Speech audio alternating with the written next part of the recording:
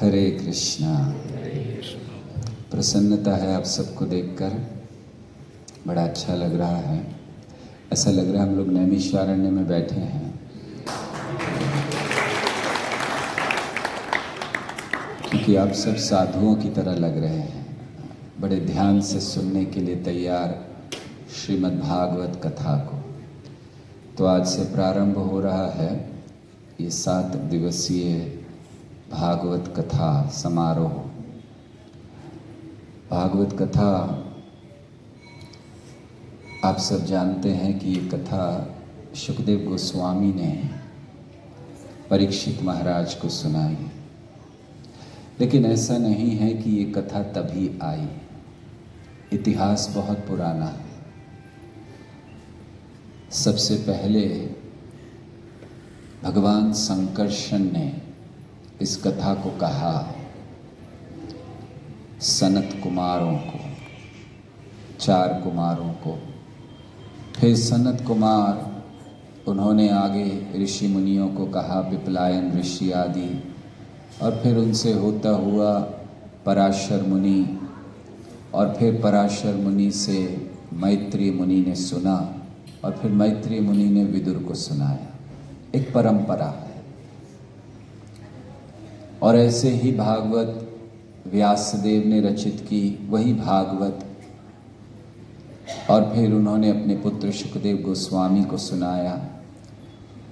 वैसे ये भागवत सबसे पहले श्री कृष्ण ने कही इस परंपरा में 4 श्लोकों में। इसको कहते हैं चतुर्श्लोकी भागवत। 4 श्लोकों में उन्होंने ब्रह्मा जी को सुना दिया। तेने ब्रह्म हृदय आदि कवये मुह्यन्ति यत् सूरयः। तो 4 श्लोकों में सुनाया ब्रह्मा जी को। ब्रह्मा जी ने उसको और थोड़ा सा बढ़ा करके नारद मुनि को सुनाया। नारद मुनि ने और बढ़ा करके व्यासदेव को सुनाया। व्यासदेव ने और बढ़ा दिया, शुकदेव गोस्वामी को सुनाया, और शुकदेव गोस्वामी ने ये 18,000 श्लोकों वाली श्रीमद् भागवत को प्रकट किया।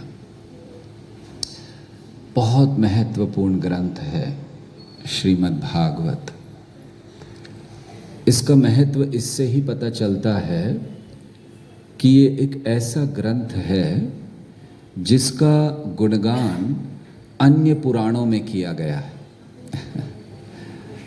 जैसे मान लीजिए कि किसी एक ही चीज़ के 4 व्यापारी हैं, तो कभी भी एक व्यापारी दूसरे व्यापारी का गुणगान नहीं करता। ये नहीं कहता कि उसकी दुकान में अच्छा सामान मिलता है, क्योंकि वो भी वही बेच रहा है। सही है ना? व्यापारी बैठे हैं यहाँ पर, है ना? वो कभी नहीं कहेगा कि उसकी दुकान का अच्छा, वो हमेशा अपनी दुकान को अच्छा कहेगा। इसी तरह जो सारे पुराण हैं ये एक ही चीज़ दे रहे हैं, भक्ति। लेकिन एक पुराण दूसरे पुराण का गुणगान करे, ये थोड़ी बात समझ नहीं आती। लेकिन भागवत ऐसा ग्रंथ है, भागवत पुराण का गुणगान पद्म पुराण ने किया, स्कंद पुराण ने किया, गरुड़ पुराण ने किया। तो पुराणों ने गुणगान किया अन्य पुराण का।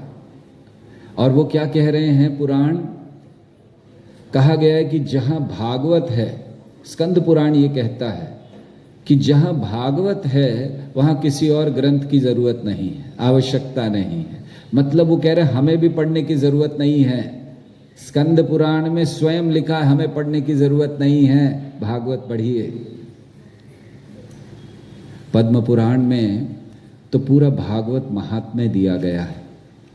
बहुत सुंदर अध्याय हैं, 5 अध्यायों में पूरा भागवत महात्म्य दे दिया है पद्म पुराण में। और वहाँ वर्णन भी बहुत सुंदर हुआ है कि भागवत का उद्देश्य क्या है।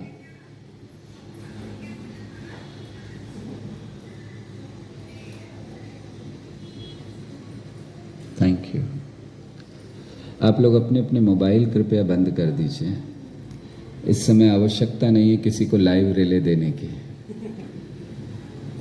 आपके हृदय में लाइव रिले हो जाए बहुत है। के बाद ये नैमिषारण्य से बाहर आ गए हम लोग। तो पद्म पुराण में इन अध्यायों में बहुत सुंदर वर्णन है, भागवत के महत्व को दिया गया है भक्ति देवी के द्वारा। वर्णन तो बड़े विस्तार से है, संक्षेप में ऐसे है कि भक्ति देवी का जन्म हुआ दक्षिण भारत में, कलयुग का वर्णन है। तो स्वयं कहते हैं कि उनका जन्म हुआ, बड़ी हुई, फली फूली दक्षिण भारत में। ये उन लोगों के लिए कहा गया, कलयुग के प्रारंभ में दक्षिण भारत में आलवार हुए, 12 आलवार, जिन्होंने भक्ति को बड़ा प्रसिद्ध किया। यह कहना चाहिए तमिल भाषा के वेद दिए उन्होंने, दिव्य प्रबंधम जिसे कहा जाता है। तो इसीलिए भक्ति का जन्म दक्षिण भारत से हुआ। और फिर जैसे जैसे कर्नाटक में आई, पद्म पुराण में वर्णन है कि जैसे जैसे कर्नाटक में आई बहुत और शक्तिशाली हो गई।